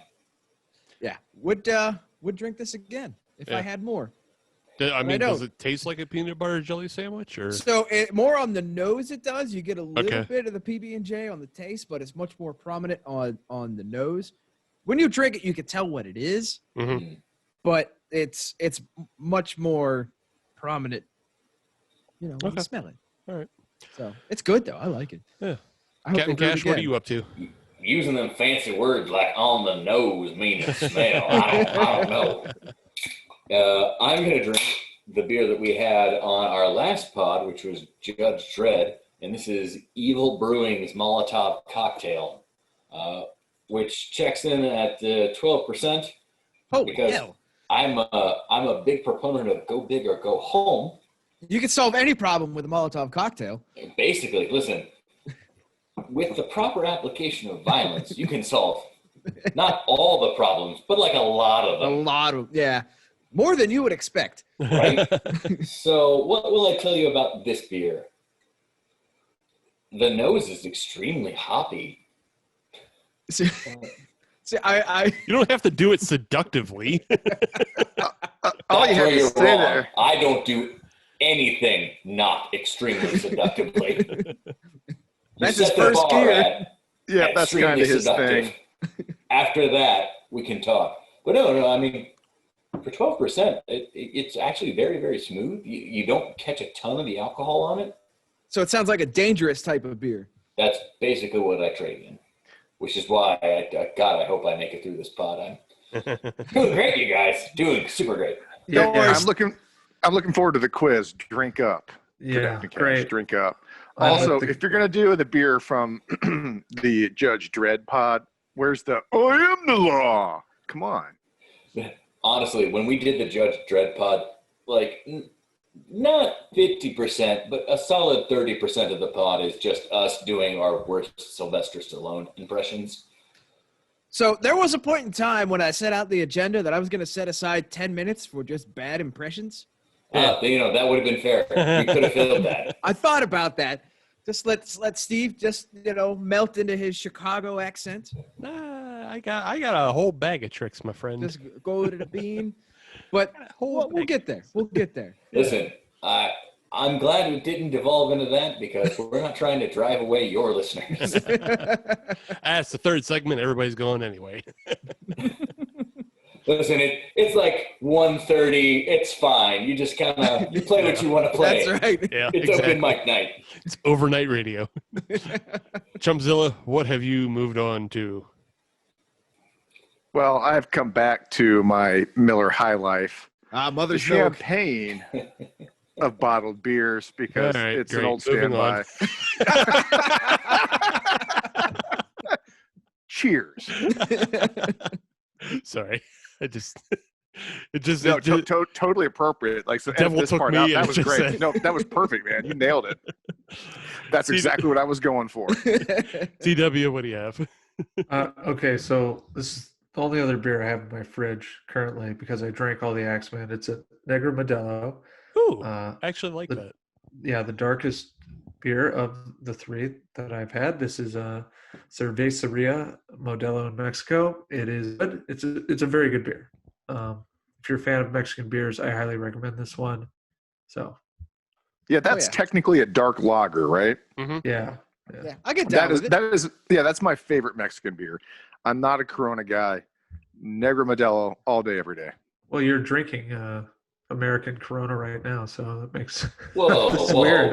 whoa. That's aggressive. Corona Come on now. sucks. Yeah, and High Life is the nectar of the gods. So just moving on. Yeah, it is the champagne of beers. I mean, Corona is made by a different company. I believe that's AB InBev, not. I believe you're right. Yeah. So do you know why they call High Life the champagne of beers? Because they serve it in flutes. Champagne yeast, I believe.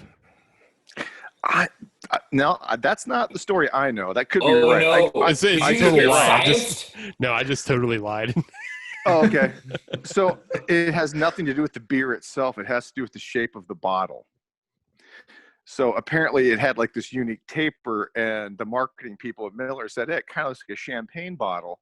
So that was the tagline they used. It was the champagne of bottled beers because it had this unique silhouette. Mm-hmm. So that's where that comes from. So Well, now there you you've go. learned something. Things your listeners never wanted to know.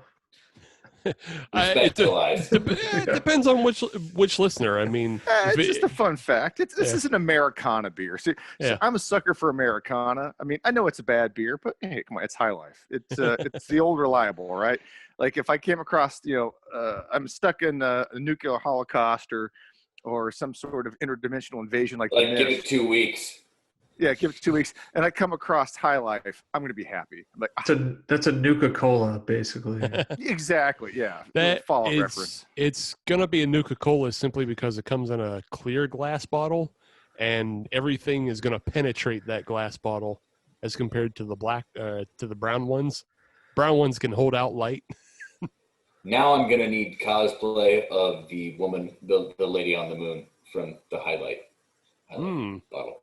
I'm just concerned that Steve tried to pass a Miller High Life off as a brute. Yeah, I know. Champagne yeast. That's a fun reference for all our in the know listeners who are Get out of here with that nonsense. That's full of shit. Fun fact: if you buy the cream-colored barrel of that Insta beer, that comes with the champagne yeast. So That makes sense. Yeah. Brewed IPAs all day. That's all you get. So you can only make brewed IPAs in it. All right. Well, the beer I've chosen this segment is out of jealousy. Because Jealousy? Yeah, well, Cat and Cash has been crushing fucking huge beers all episode. I am all that is man. I've been saving the real high octane shit I have in my fridge for our next episode, but I still had one little thing left in the old holster. In the hip pocket, I like it. Yeah, a little something in the hip pocket. I had the Southern Tier Nitro Creme Brulee, a 10% Imperial Stout. And Fancy. if you've never heard me talk about creme brulee as one of my favorite beers, period, ever, then hear it now.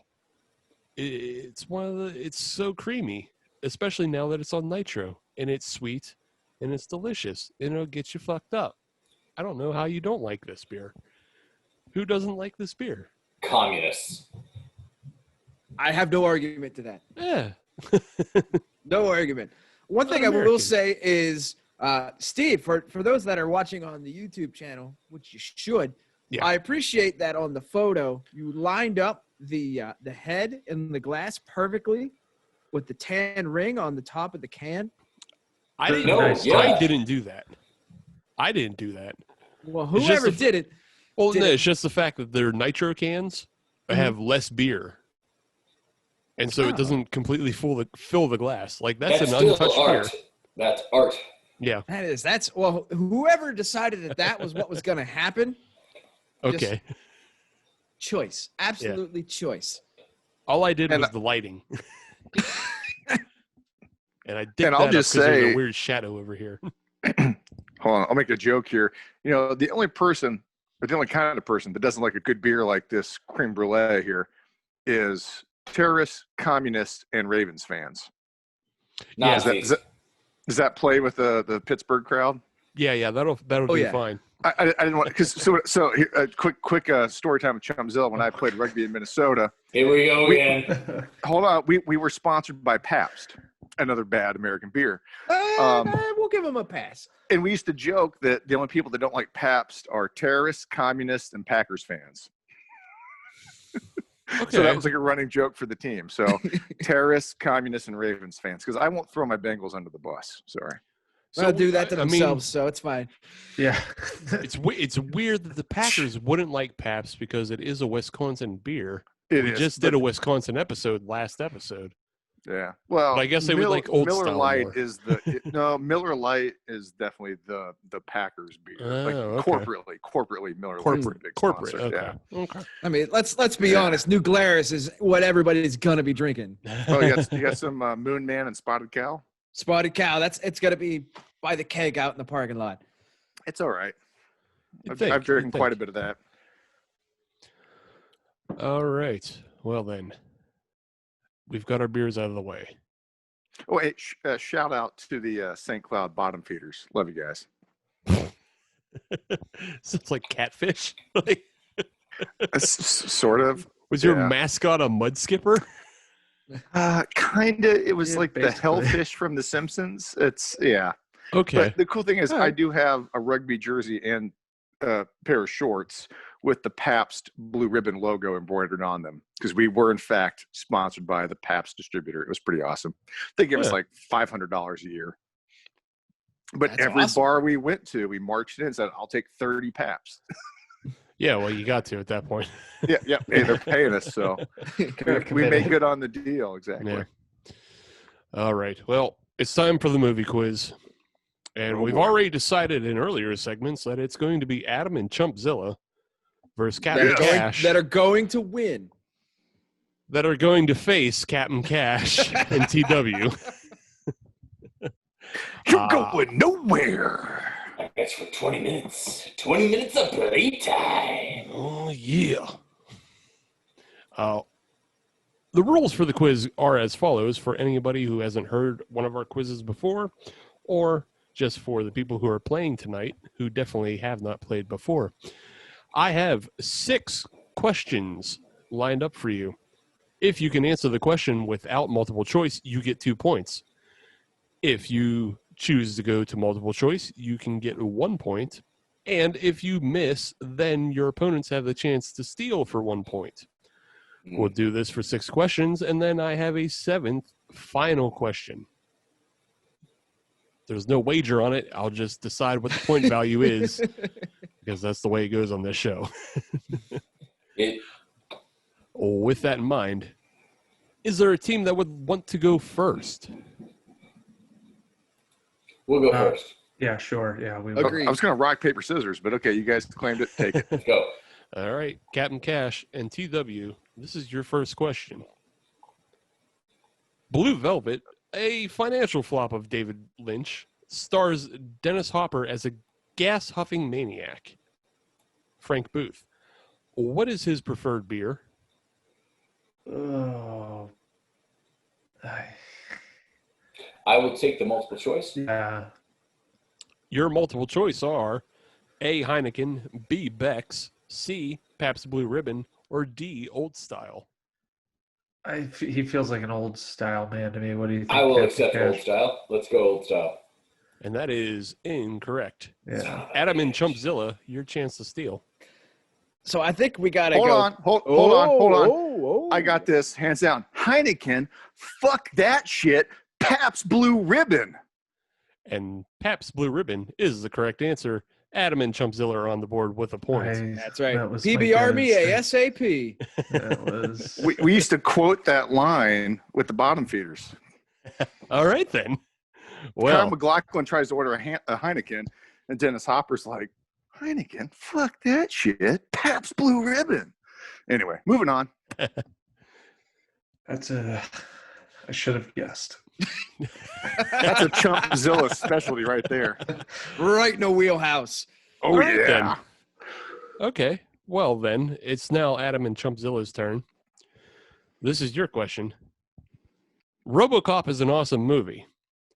One of the Not first, a question. Not a question. That's just a statement.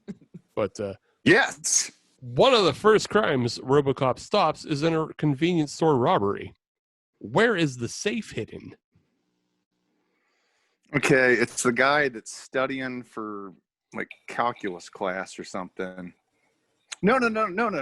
This isn't this isn't the gas station. This is the convenience store. It's hidden under a bunch of cases of Miller Lite. A bunch of beer cases. I think it's Miller Lite. Hold on, Adam. Not final answer. Adam, do you remember this scene? He knocks over all the boxes and the safe is under the beer. You're assuming I've seen RoboCop within the last 5 years. God, I haven't seen it for a while. But I mean, You are extremely confident on this one, and I have. It's under beer. How specific do we need to be? Do we need a brand I'm of giving beer? you full support. You could go for the multiple choice to see if you're any closer. Yes. Let's go to the multiple choice. I'm sorry. I mean, you're already kinda ahead skirted by the a rules. point, so Yeah. No, please give Yeah. me the multiple choice. Yeah. Okay, your multiple choices are A, under a pyramid of Miller Lite, B, behind a St. Pauli girl stand-up, C, in a case of Budweiser, or D, inside of King Gambrinus statue. It is A. It is A, under a pyramid of Miller Lite that was promptly kicked over and is a bit of a rub at Miller Lite because you think, oh, nobody's going to buy this. I can hide my safe under it. We should have went second, Captain Cash. I'm sensing now we may have misjudged this plan. Well, drink this Molotov cocktail. Yeah, that's right. Right. On to the third question, and we're back to Captain Cash and TW. Your question is, in the Simon Pegg, Nick Frost, Edgar Wright film, The World's End, the main objective of the characters is to finish the Golden Mile pub crawl. How many pubs are on that crawl? Brain says 12. Your brain says 12. I was thinking 13, but I mean, I really can't remember. I haven't seen it in a few years. So if you say 12, I trust you. We need the 2 points. Let's go for the 2-point conversion, 12. And 12 is the right answer Yes! for 2 points. Ooh, nicely There- done. Well played. Well played. That was There solid. 12 pubs, starting at the first post and ending at the World's End. Exactly. Which, as long as we're here, Le Fin du Monde, an excellent beer. It is. It is a good beer. Agreed. Also, sneakily, maybe my favorite of his trilogy. Really? I really like that movie. Against Hot Fuzz? Hot Fuzz. Yeah. Hot Fuzz is basically the perfect film. Yeah, it's tough. It's between those two. I think Shaun of the Dead's the weakest. That's all I'm saying. They're Interesting. all very good, but I always found Shaun of the Dead the best, but that's also because I was a Spaced fan. Yeah, And just kind of the cross between those, but yeah. I feel like the space that genre that had occupied, especially in 2005, before the zombie genre had basically completely overshot the shark into fucking space. Mm-hmm. It's like, in its place, it's amazing, but you go back and watch, and you're like, oh yeah, no, everybody really riffed on this a lot. Cool. Hey, it's still mostly a lot of clever British humor, but I think it's good enough. Going back to Adam and Chumpzilla, this is your question. The Bad News Bears remake was dog shit and used fake brands like Goldenweizen. In the original, Buttermaker is seen drinking various real brands that include Schlitz. But what is the brand of Stubby bottles that he gave to the kids at the end? I am almost certain this is High Life. Adam, are you willing to take this risk with me? So, to me, when I hear Stubby, I automatically go to Coors. Yeah. Do we want the multiple choice? I kind of do. Do. I'll side with you because I think High Life came in those weird stubby bottles too. The only other ones I can think of are the Pony bottles, which is Rolling Rock, and they're not going to have Rolling Rock. No, I think it was High Life. Buttermaker's not drinking Rolling Rock. No, I completely agree. Okay, so you want your multiple choice. Yeah, we'll take it. Yeah. We're cowards. Okay, your choices are A, Lucky Lager, B, Red Stripe, C, Coors Banquet, or D, Budweiser. I think Coors. You agree? I think we got to go Coors. C, Coors Banquet is incorrect. Oh, shit. Captain Cash and TW, your chance to steal. So our options are? Your options are Lucky Lager, Red Stripe, or Budweiser. What did Buttermaker give to the kids to celebrate their almost win? I feel like it's. Why do I feel like it's Red Stripe? I feel like it's Lucky. I don't know. Your world, I'm living in it. Some hard ass questions. Let's go Red Stripe. Red Stripe is incorrect. Shit. That's a different movie, isn't it? Yeah. It's probably a different movie. Runnings. The answer was Lucky Lager. I told you. Wait, is that even a real beer? It was at one point. That's what I mean. It's not a brand anymore. It was a real beer in 1976 when the movie was out, but it wasn't until it was a product placement in a child's movie. Yeah, I mean, honestly, it does kind of look like a Red Stripe. Yeah, yeah. Throughout the movie, he also does drink, Schlitz and Budweiser, and like he has no brand loyalty at all. No, he just drinks whatever he gets his hands on. Yeah. Whatever's like on sale. A good, respectable alcoholic. Right. Whatever's cold.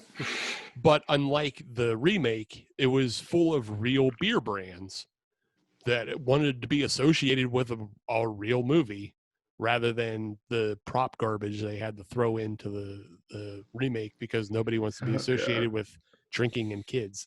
That movie's a travesty, too. Our next question goes back to Captain Cash and TW. Previous episodes of this podcast, I've mentioned how Iron City is featured in some of the George Romero films because it's one of the old school cans that gets just ripped off the top. Like the old school, what do you call it? The pop top? I don't know. Sly Fox does it. Yeah, pull tabs. Yeah, the pull tabs. There you go, pull tab. Yeah. But Iron City has also been featured in a box office flop by Kevin Smith. What is that film? Zack and Miri Make a Porno. Thank you. That is correct for 2 points. Yeah. That's the Pittsburgh movie. Yes, that is the Pittsburgh movie. It's all about fucking. Well, it's about that, but it's also... It's mostly about love. Yeah. It's And also about coming together via porno. And Jason Mewes' bare ass. Yeah. I mean... Hug it. Chuck it. Football. Star Wars. Star Wars. Don't ever say shit on me again. All right. Final question of the multiple choice round goes to Adam and Chumpzilla. Okay. Max von Sydow played Brewmeister Smith in Strange Brew. Jürgen Prochnow played Baron von Wolfhausen in Beerfest? There he is, Jurgen. Leaving Love that guy. Stable Boy. What Stallone box office flop did they both appear in? Oh, fuck Judge you. Dredd. Ah, we did that last week. Just so Take you, off, you hoser.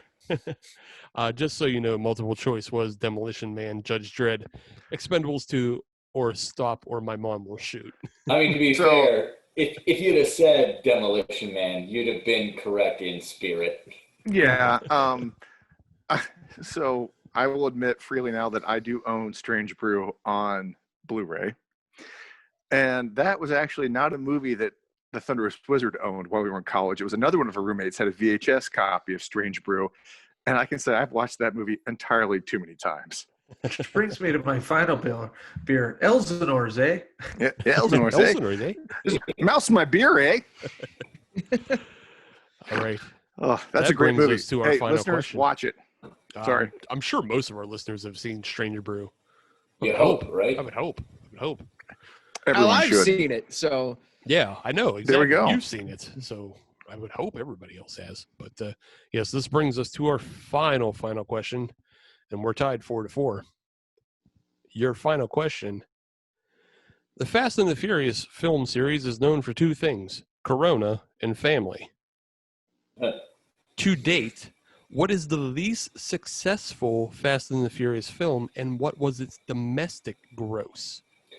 Oh, I'll buzz in, but it's Tokyo Drift. Yes.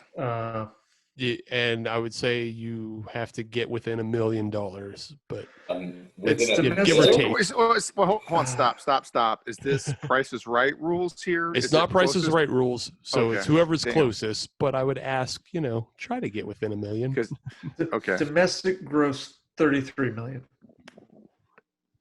I think it's higher. Yeah, because these movies have made an obscene amount of money.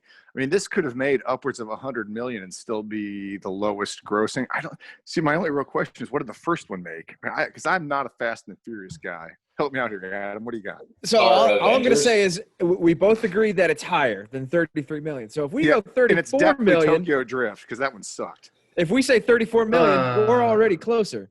Tokyo Drift's pretty fucking legit. It's much better than Too Fast, Too Furious. That's all I'm going to say. So I'll agree with Tokyo Drift. Paul Walker's a pedophile. Is- Okay. That's also true. Hey, Paul Walker did fuck kids. That's usually a Chumpzilla. You can cut that one out. Nah, That I took keep a that darker one. turn than I expected. I don't know anything about Car Avengers, but I'm kind of sad to learn that Car. that Car Avenger Captain America Yeah. likes children. No, Yeah. she was 16. That's She was technically legal 16. in He some was 33. states. It's Yeah. technically legal in some states, but it's still weird. If you It's have just to weird. use the word technically with this sort of Technically. conversation, Yeah. Well, and fuck you, Michael Bay, for working that into Transformers. But whatever. Okay. Technically works. Hold on. Technically works when you're 18 and she's 16. He was 33. right. There's no technically anymore. Yeah. He was helping her with her geometry homework. Yeah, Okay. that's just gross. Doesn't obey the laws of the road, doesn't obey the laws of statutory. So he goes. Adam and Chumpzilla, I'm going to need an answer, a final answer. So what do you think, Adam? I mean, so the other guy said 33, something like that. Yeah. So if bet- we I go bet this- 34, But it's not Price is Right rules. Well, no, we're Price still- is Right. Yeah. we're still closer though. If we think it's higher, If you think it's Closest- 100, if closest- you think it's 100 million, Is it closest without going over? Because that's Price is Right rules. Is that's closest Price is without Right going rules. over. Price is Right rules are not in effect. You just have to Correct. be closer. Oh, just So- closer. Period. yeah. Yeah. So that's Oh. why I think we just go 34 million and whatever the gap is, who the hell cares? Yeah. So 1 million higher than them. I'm Yeah. sold. Adam, put in the final answer. And unfortunately, TW, maybe you shouldn't have answered so quickly Yeah. I Uh, went low, I know, yeah. because the correct answer is Tokyo Drift. You all got that. That was the worst performing Fast and the Furious film.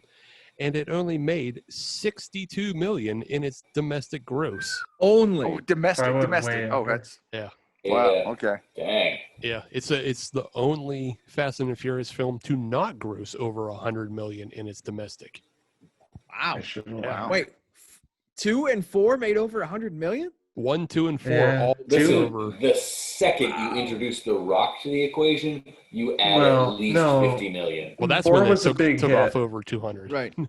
4 was a big hit because it brought Vin Diesel back. Mm-hmm. Right. And 5 And- is when The Rock came into play. Yep. Right. And then Yeah. The Rock came, and then it became a phenomenon. It was Car Avengers. Right. Because And then he even- started fighting subs. Yeah, even Yeah, 4 only With made his like hands! 400. Goddamn hands! Straight up like Ghost in the Shell stuff there, yeah. Through a torpedo, and it was neat. And everybody had a good time.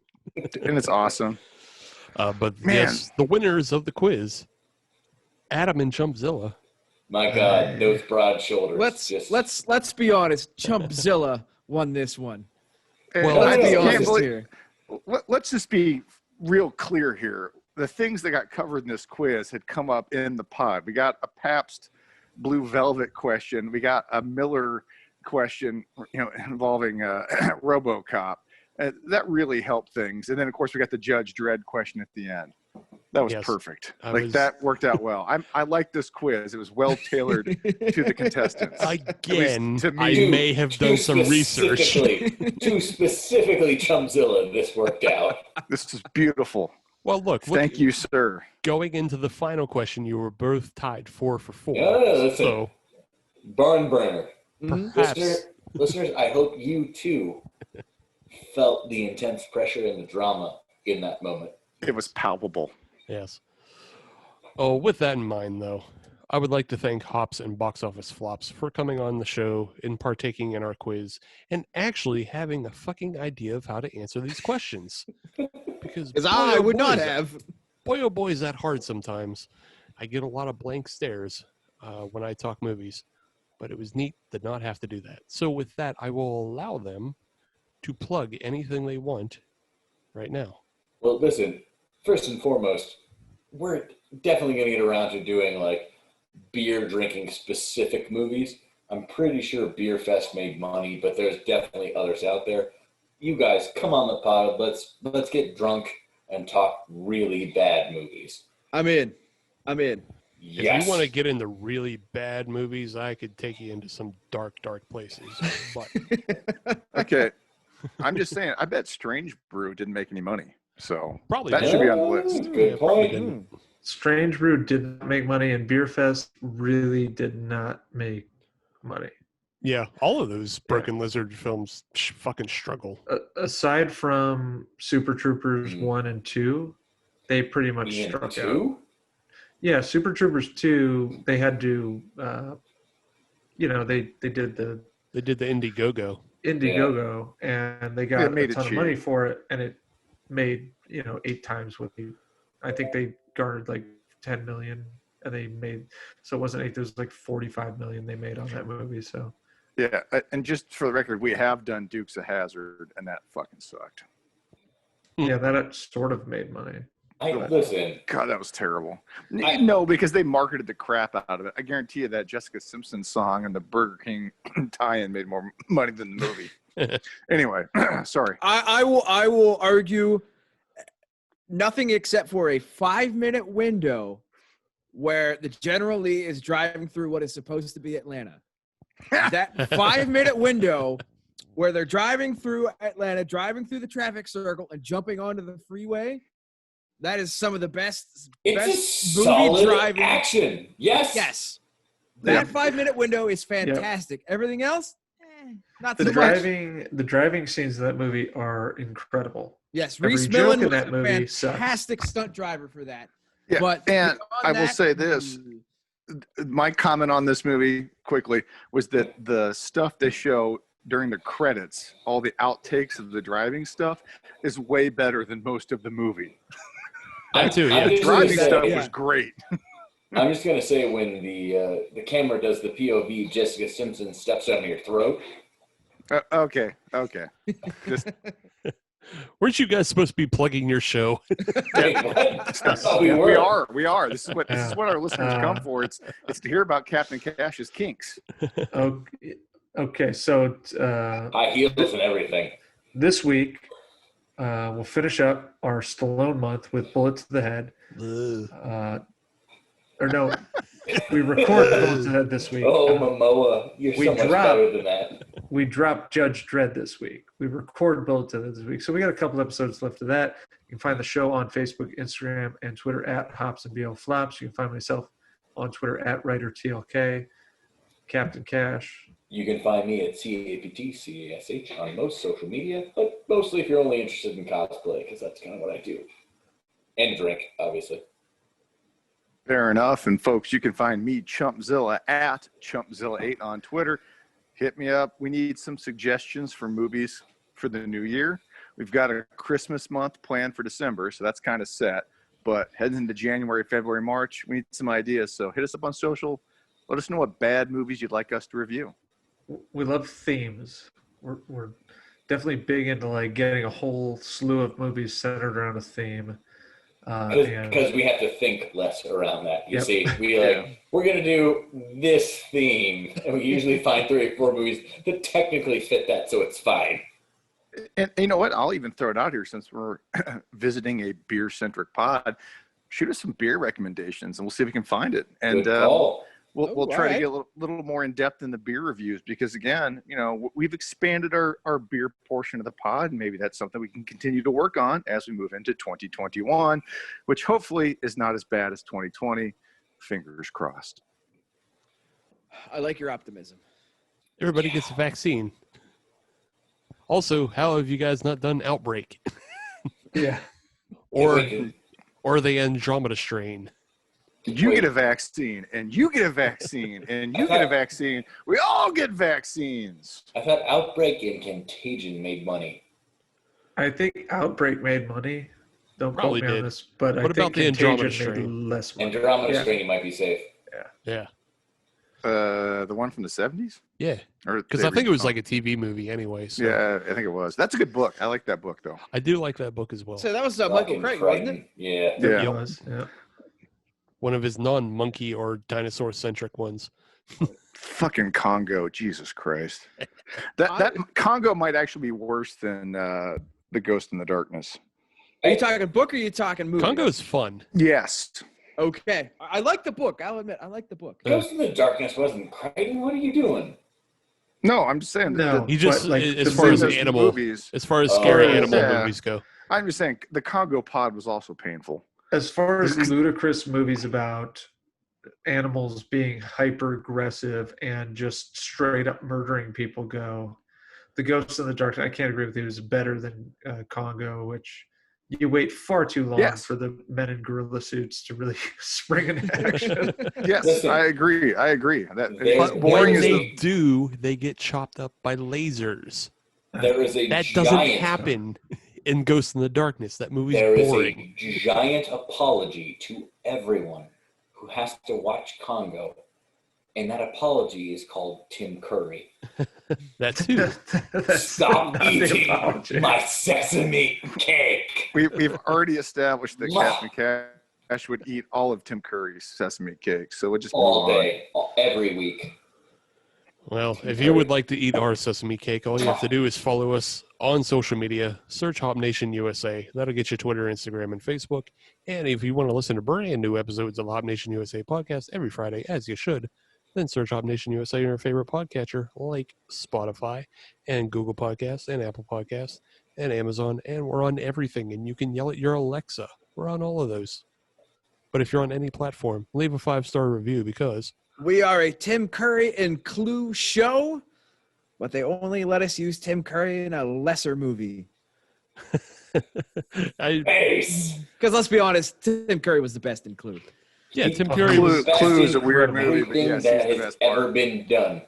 Find me a Tim Curry movie where he's not the best part of the movie. Yeah, it's pretty much impossible, even Right. if you go to It, which is a shitty film, Yep. but Tim Curry is the best part of it. Yep. Legend, you can debate whatever Yeah. you want, but he's still the best part of it. So, yeah. Yeah. Three That's fair. Musketeers. Yeah. We're still trying to figure out how to get Legend squeezed into our pod. The Bryan Adams song is the best part of Three Musketeers. No. I think you're confusing. Wait, is it Bryan Thieves. Adams or Ryan Adams? I No, get those guys confused. Bryan Adams, all for one and one for all. Three Musketeers. Yeah, Ryan Adams. He did the Prince of Thieves song too. So Just Ugh, getting whatever. it all in on the 90s.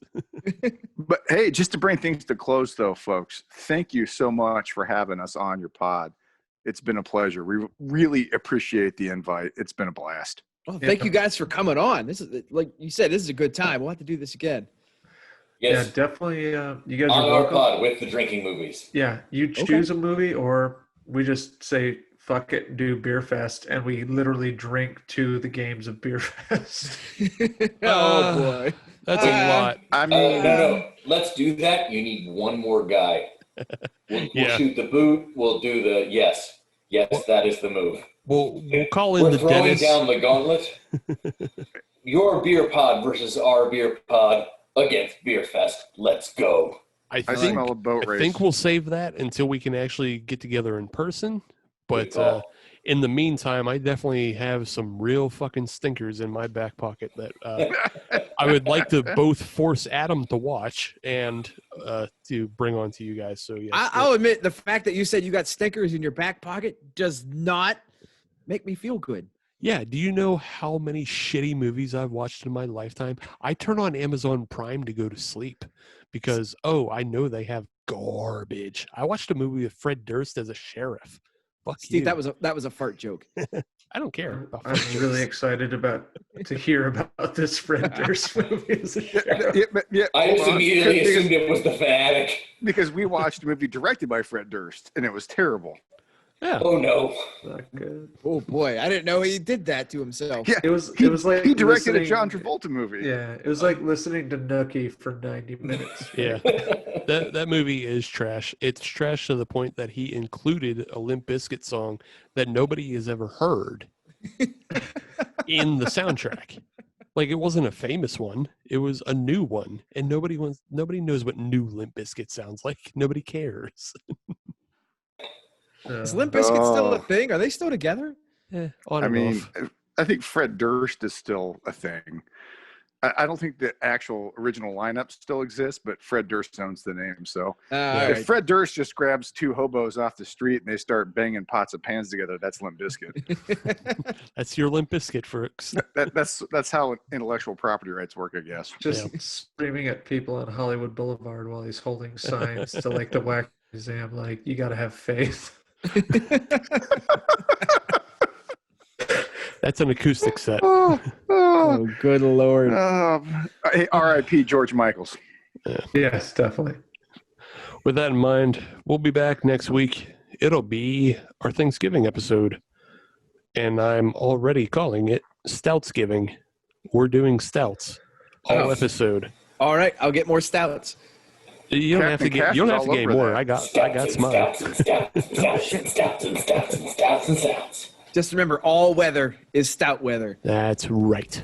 So we'll see you next week with something new. Goodbye.